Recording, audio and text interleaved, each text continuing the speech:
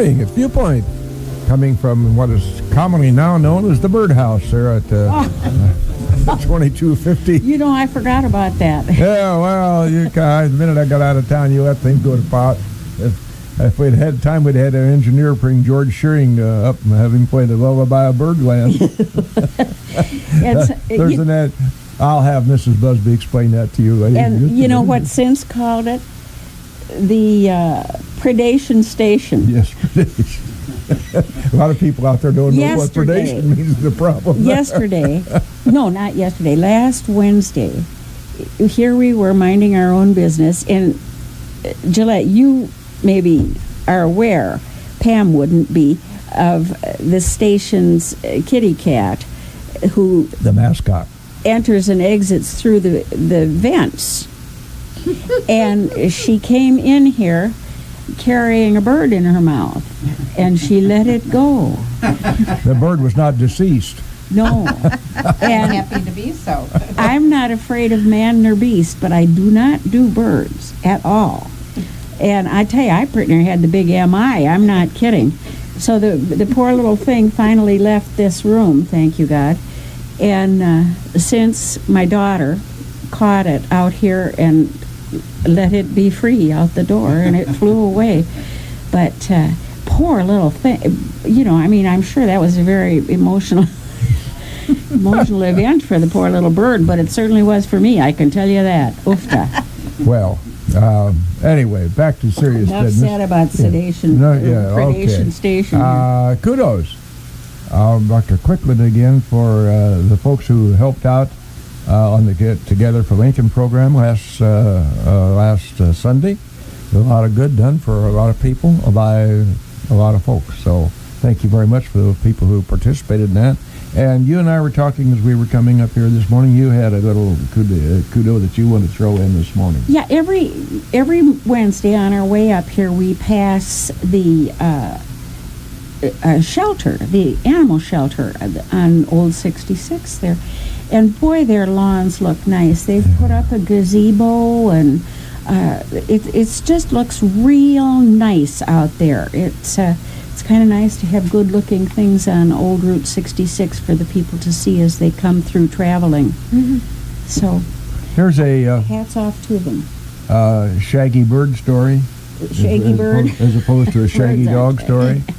Football season's with us, ladies, you know. And two Texas A&M football players were walking out in the woods. One of them said, "Look, there's a dead bird." And the other guy looked up in the sky and says, "Where?" No. There's your shaggy dog story. There's a brain donor. That's bad. And what team was that? Please remind me. Okay.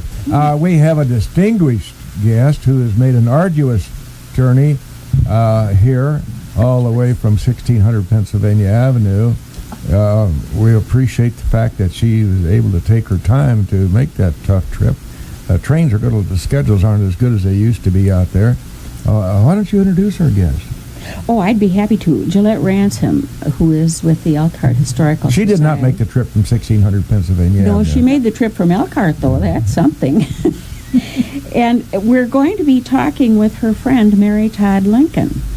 And this is pretty exciting. You have two programs that will be coming soon to Elkhart. Yes. And I have tickets to both, and I'm excited.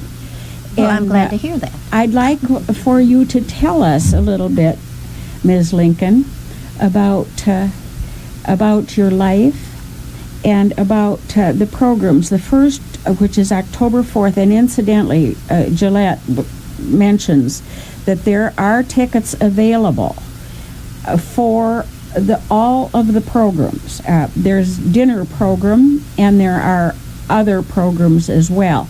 And the subject matter will, of course, totally be the tragic life of Mary Todd Lincoln.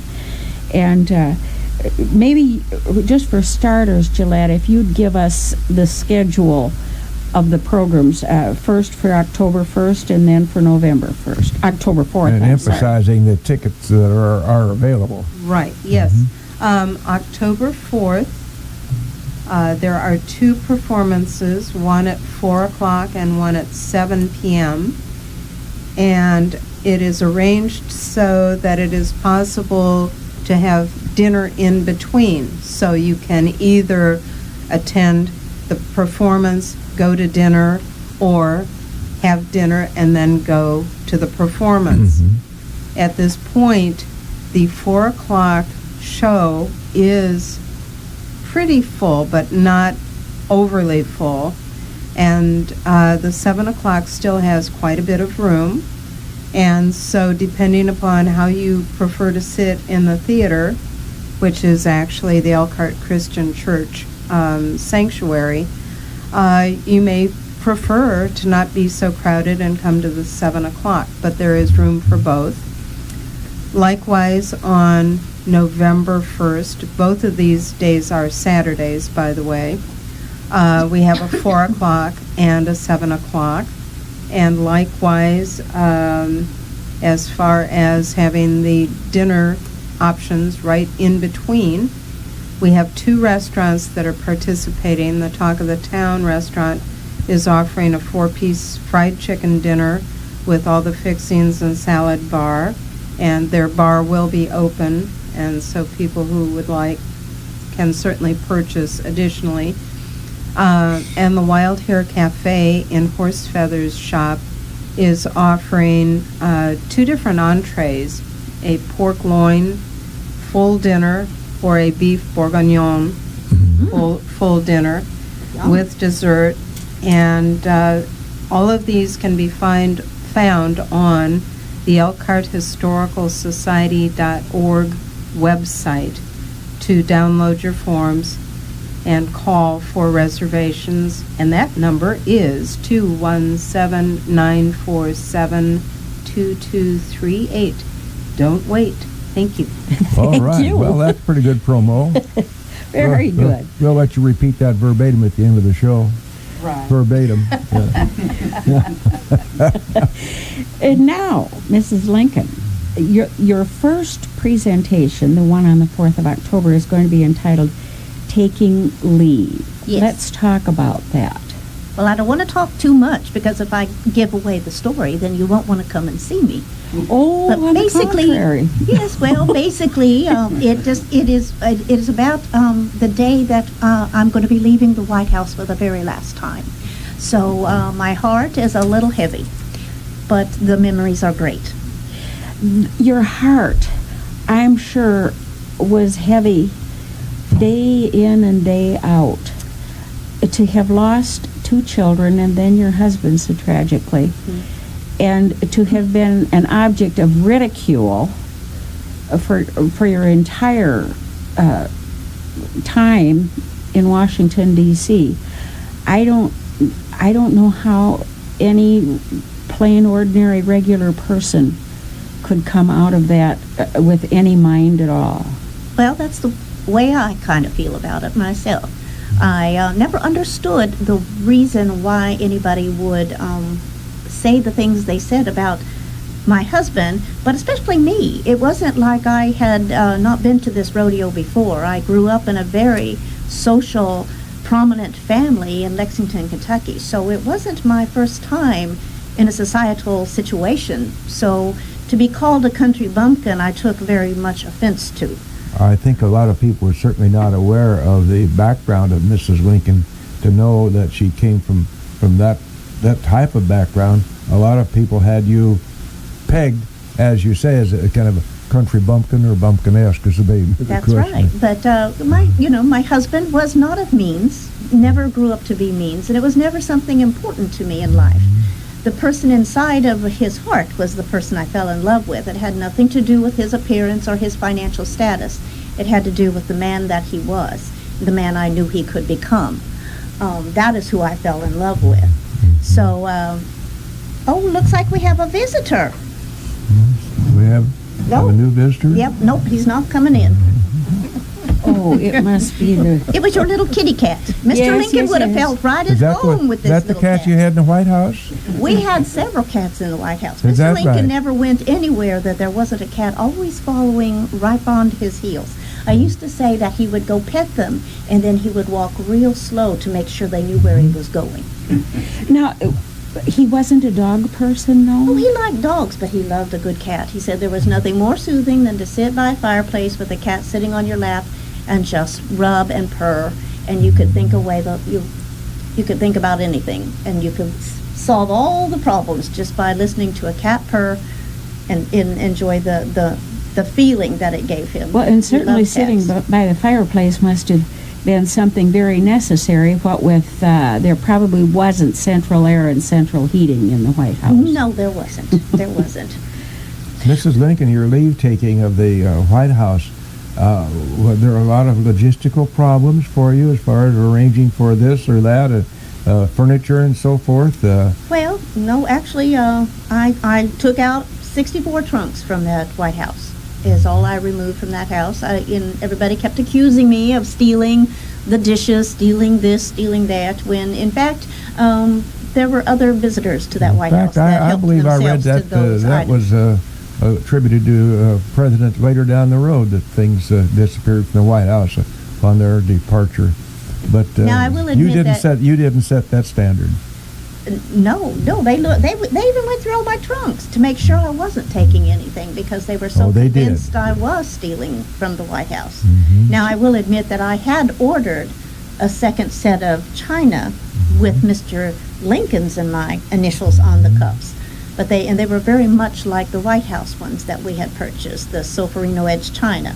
Mrs. Lincoln, did you ever know what happened to the china as years went by? It showed up here and there. People would walk into the White House and just take whatever they wanted. If they thought Mr. Lincoln had touched it, it was theirs. Did you ever get any explanation on why they treated you the way they did?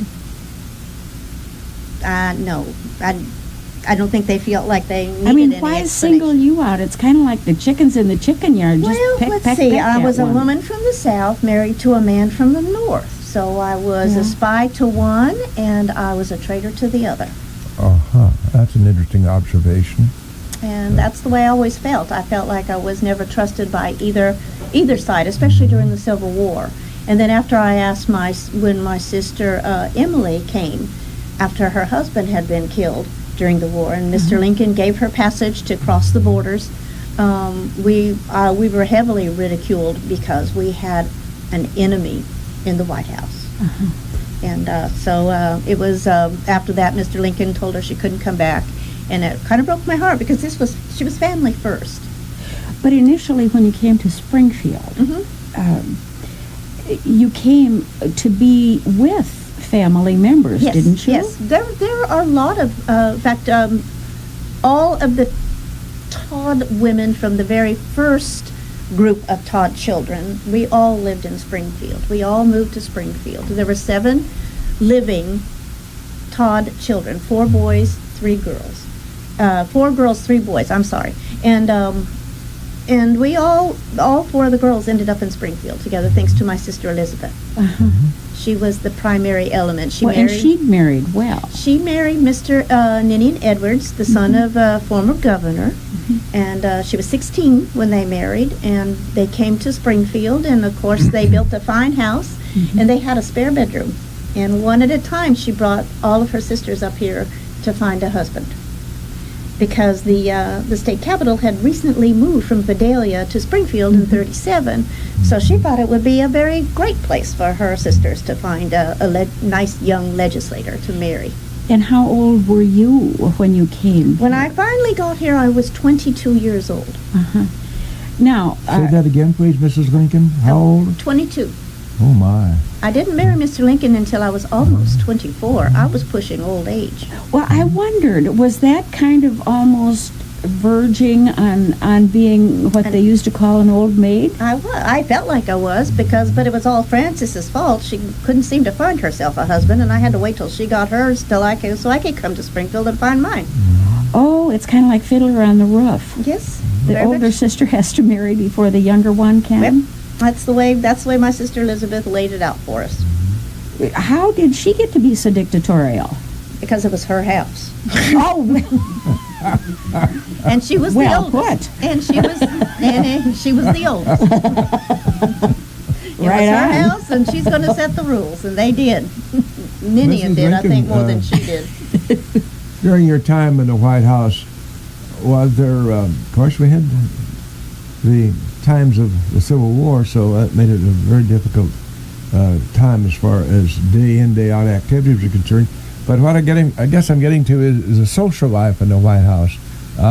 Did you have many parties? Was they called them levees then? For I never did understand those. Well, we had many soirees. In the White House. I didn't see any reason why, because I was the wife of a president during a wartime, that I should be not allowed to have the same entertainment as the previous first ladies, if you want to call them. I don't think they were ever called first lady before I came into the White House. And of course, the previous president was a bachelor, and we know he had all sorts of things going on in the White House.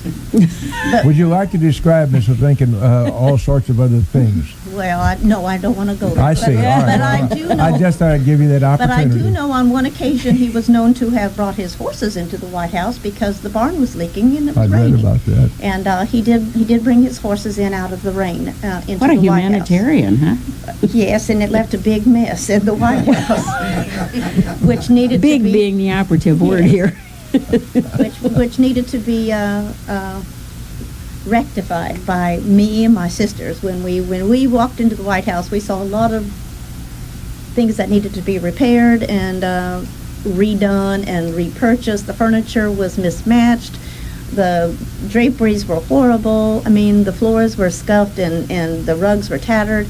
So we sat foot and we spent a lot of money, more than I was allowed, of course. But what was there was left behind for the next president to enjoy, and the presidents after him.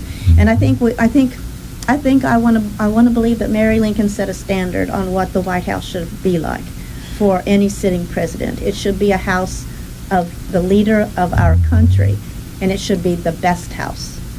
Do you think that your taking that leap possibly could have brought about all the animosity? Oh, I'm sure it did. But sometimes somebody just has to take the lead. You can't just let somebody always decide for you. You have to take a leap of faith that what you're doing is a good thing.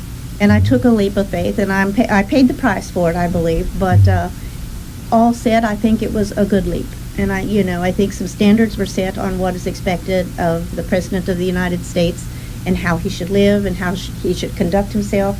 Yes, we did have some parties, and there were a few where I was really criticized because we were in the middle of a war. But I felt like, sometimes if you enjoy yourself, it takes off some of the pressure. And I felt like Mr. Lincoln needed to have some pressure relieved from You himself. did have one friend who stood by you at all times. Mrs. Keckley. Yes. Yes, she always stood next to me until she wrote her book. And then I kind of felt a little betrayed by her. Tell us a little bit about that. Well, she wrote a book, and I believe that now that I look back on the book itself, and I'm a little older and a little wiser, I do believe that book was written as her way of trying to show the world that I wasn't a bad person, that I wasn't a crazy person, that there were things going on in my life, and she tried very hard to show the world why certain things were going on in my life. So in retrospect, was probably a nice book, but I still felt like she was telling tales out of church. Yeah. Mm-hmm. There were things that we did in private that I just felt should have been left private, even though I think she was really trying to save my reputation. Mm-hmm. Mrs. Lincoln, even in these times, we have things called commercials and sponsorships.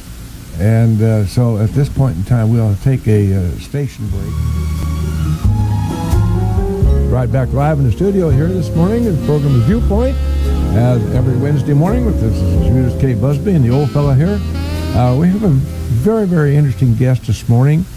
She has traveled a long way from the days of Abe Lincoln. Mrs. Gillette Ransom is one of those folks down there in Elkhart, that great little community down there south of Lincoln. who's got so much going for it. And one of the reasons they have so much going for it is people like Gillette Ransom, who get together down there and they keep things moving and they present nice things to the community and for the community. Coming up on October the 4th, which is just around the corner, we're going to have Mary Todd Lincoln. That would be, of course, the wife of Abraham Lincoln. And she's going to do a dramatic portrayal of leaving the White House. Now, as Mrs. Ransom said, there are going to be two. I'm going to ask you again to repeat the schedule, Gillette, and then we're going to talk about the second portrayal here. Go ahead. All right. Well, on October 4th and again on November 1st, both being Saturdays, we are doing 2 Mary Lincoln programs. And the first, on October 4th, has 2 times, 2 performances, one at 4 p.m. and one at 7 p.m. And the dinner hour is fitted very nicely right between. And there are still tickets to both performances, although the 7 o'clock now has quite a bit more room than the 4 o'clock. Again, on November 1st, there are 2 performances, again at 4 and 7, with the dinner hour in between. And the 2 restaurants in the village of Elkhart that are working with us are all set to provide the dinner in the correct timing, so that if you are eating dinner first and then going to the performance, you'll have plenty of time to eat and still make your performance time without any problem. And to that end, the 2 performances, the one on October 4th is Taking Leave, and it is about Mrs. Lincoln's departure from the White House, which is, as if you have been listening to the program so far this morning, you understand some of the things that she was faced with. And then on November 1st, the sequel to that first presentation is called The Ultimate Betrayal, and it talks in part about the betrayal that she felt her son had presented to her when he requested that she be taken into an insane asylum for her own protection. And I believe we're going to talk about that right now.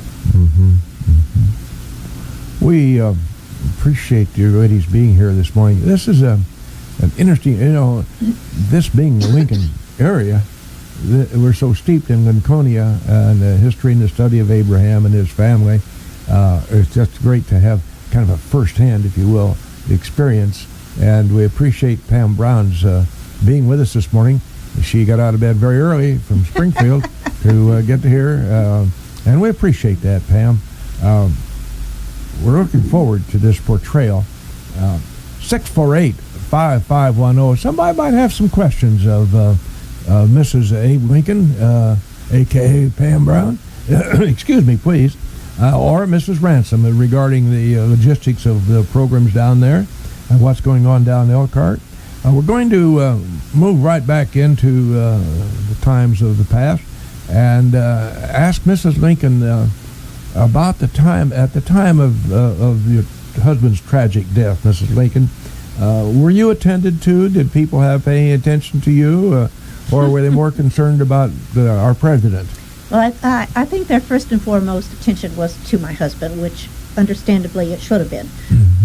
The fact that I was not allowed to be in the room because, well, God forbid, I might express some a little bit of sadness or angst about his condition, that was not tolerable to most men in that era. Just because I might be hysterical because my husband is lying dying, that was too hard for a man to deal with. And so rather than deal with it or be allowed, I was shunned off into a side room to deal with my frustration, my sadness, my unknowingness of what was going on. I was escorted in 3 times during the course of the evening to see my husband, and I was not in the room when he passed. My memory of history, Judith K., is not quite as good as it should be. Did we have Secret Service at that time? I believe No. Not in that particular vernacular.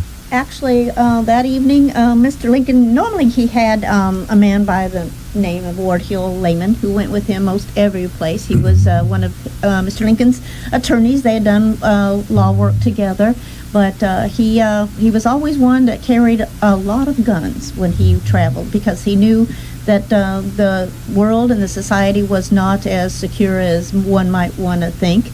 And when Mr. Lincoln first started running for office, and once he was elected, we started receiving death threats. Mr. Lincoln did. They were actually even sent to our own children in the forms of dolls, hung in effigy, my husband's image. And so it became very prominent in our lives that his life was probably in danger.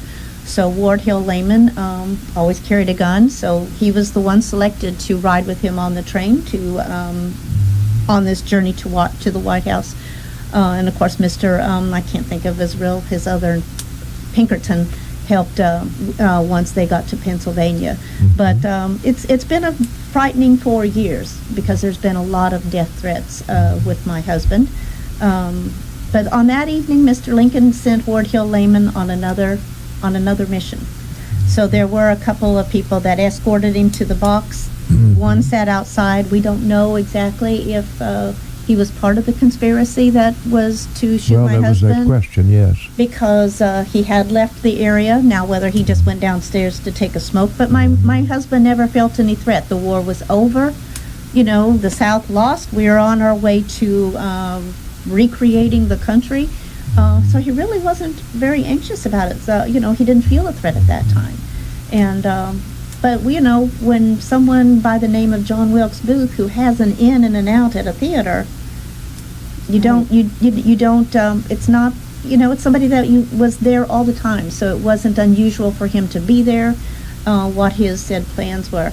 But no, there were no Secret Service in this era, but it became part of the next game plan after that. After Mr. Lincoln's assassination is when you first start seeing what they now call the Secret Service, that our presidents, because of the business that they do dealing with other countries, dealing with other people inside of their own country, that their lives can be in danger and are. Mrs. Lincoln, at the time of the tragedy, were Mr. Staunton and other cabinet members concerned about your welfare, your well-being? After the assassination? Mm-hmm. No. You were just another... I was just the wife of the martyred president. Mm-hmm. I was the widow of a martyred president. There was no protection after that. I wasn't the target. He was. Go ahead. What led up to quote the ultimate betrayal? What was the matter with your son? Well, there was nothing wrong with Robert. We have since reconciled our differences, but I was in a state of mind after I lost my Taddy that I really had no direction anymore. I wasn't a mother. I wasn't taking care of a child. I had pretty much pushed away most of my good friends. Some of them stayed with me through thick and thin, but not very many.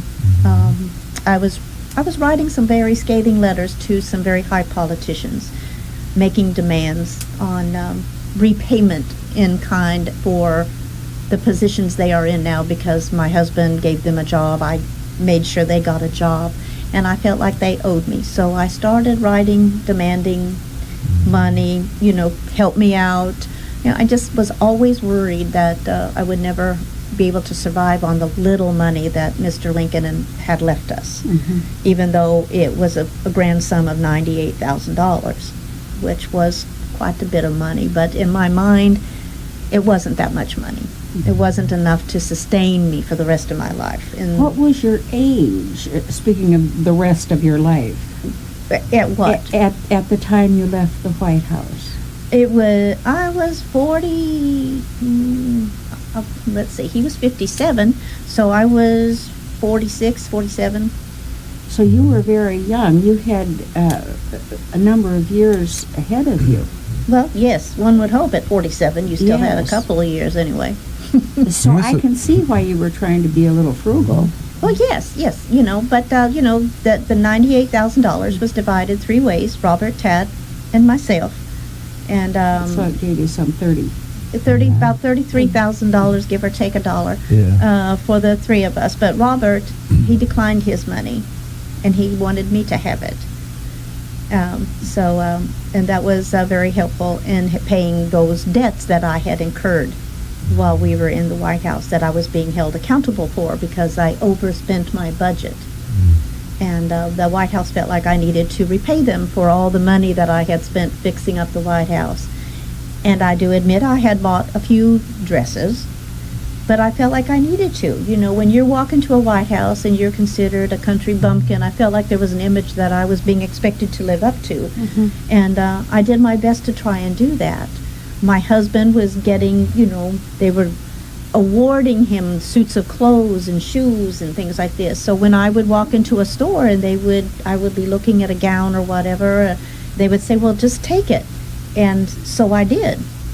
But I was under the impression it was the same kind of consideration they were giving my husband.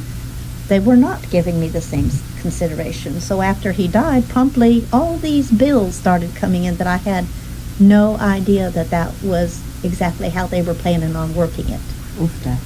Judith and Gillette, Mrs. Lincoln used 2 expressions or terms there,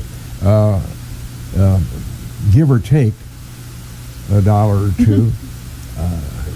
Down the road, that seemed to be a rather common thing. She also used the expression overspent her budget. Down the road, that was an everyday occurrence.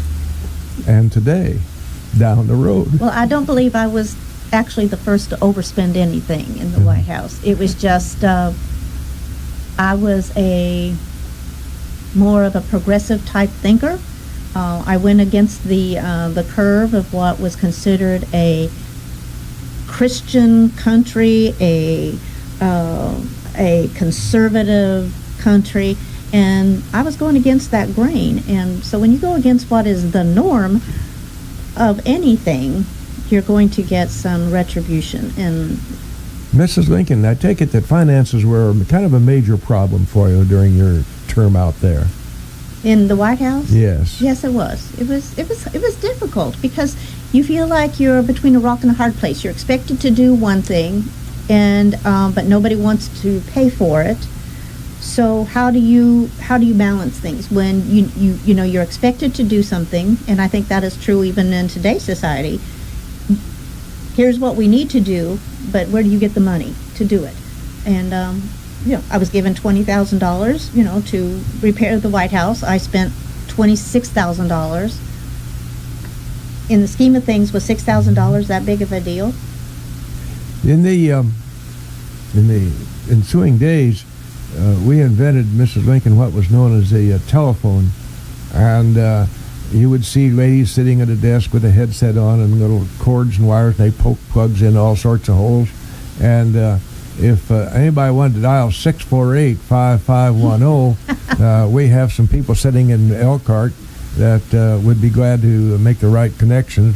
And you could ask questions of Mrs. Abraham Lincoln or Mary Todd Lincoln, who has had a rather arduous time in her lifetime, and is very, very conveniently and graciously come to Lincoln, Illinois, to tell us about her experiences as Mrs. Abraham Lincoln, also known as Pam Brown of Springfield.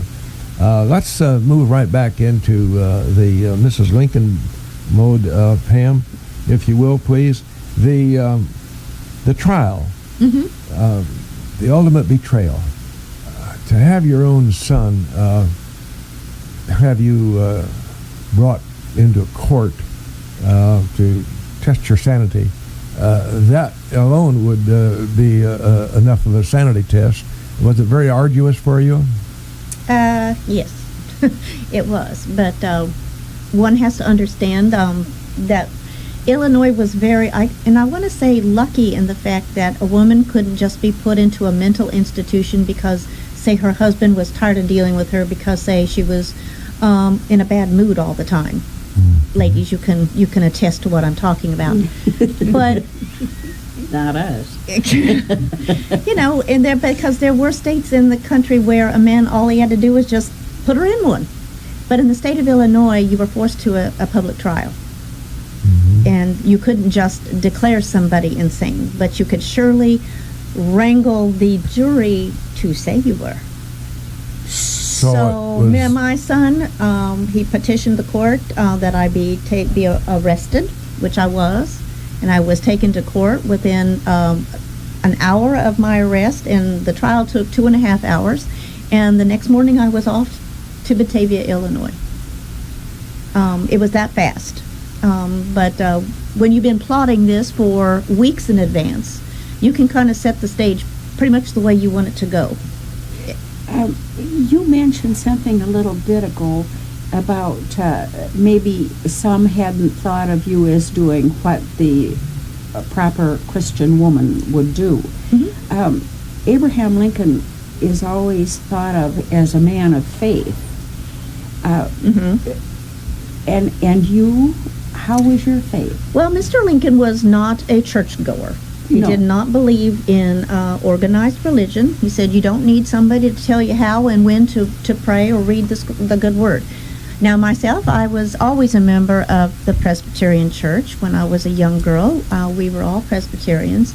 When Elizabeth moved to Springfield, her husband was Episcopalian.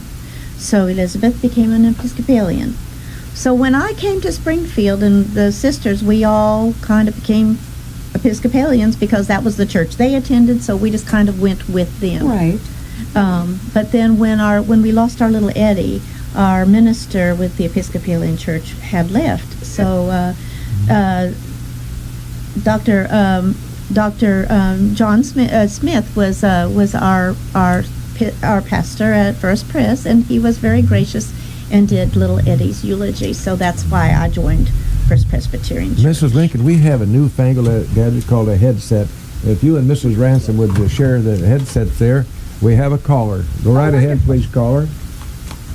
Hello, this is Sally Literally Turner. I'm from Elkhart, Illinois. How are you guys today? Hi there. Hi. I just That's wanted Kirk in 102 counties, folks. That's right. to... Good man. And I am on the ballot, by the way. We'll remember that. I called because I was listening to you on my way to go pick up some food at a bakery this morning, and I heard your conversation, and I wanted to ask about the connection with the Drake Hotel, who are the Drakes there in Elkhart, and your stay there, Mrs. Lincoln. Oh, okay, very good. We'll have her address that. No connection, Mrs. Lincoln. Mrs. Lincoln is shaking her head here.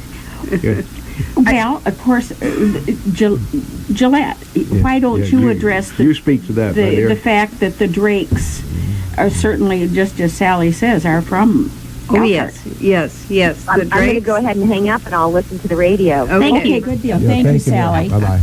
Go right ahead, Gillette. Well, the Gillette family and the Drake family are joined. The eldest daughter, Emma, who married Governor Oglesby as her second husband, her son actually was the branch of the family that eventually connected one of his granddaughters with the Drake Hotel. She married into the Drake family, and that's how that whole thing came about.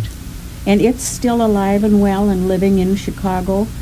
And although it is not a part of the Gillette family, they I believe, lost the hotel during the Depression. During the Depression, that's what I always understood. Right. Yeah. But the name continued. There are still Drakes that are connected with Elkhart, definitely connected with Elkhart, and so that continues on. The people who've lived in Elkhart have been an interesting lot, historically speaking, I dare say. Yes. I think that's such fun. Oh, there's a lot of heritage. Pam Brown, we appreciate your taking your time to be with us this morning in the guise of Mrs. Abraham Lincoln. For you folks out there who might not have anything in particular to do on October the 4th and November the 1st, I can suggest very strongly that you ought to get in touch with Gillette Ransom at 947-2238 because there are tickets available, and I think you'll find this a fascinating program and an interesting afternoon and a great place. We got two of the great places in the county to eat down there, so that'll be very, very nice. We always try to close Mrs. Lincoln with a quotation of subject to the discussion of the day. Okay. And when your husband Abraham made this comment, he can't begin to imagine what today would be with relationship to this comment. Abe said, "You cannot build character and courage by taking away man's initiative and independence." Do you suppose he would thought about our welfare programs today? Thank you very much for our welfare. Thank you.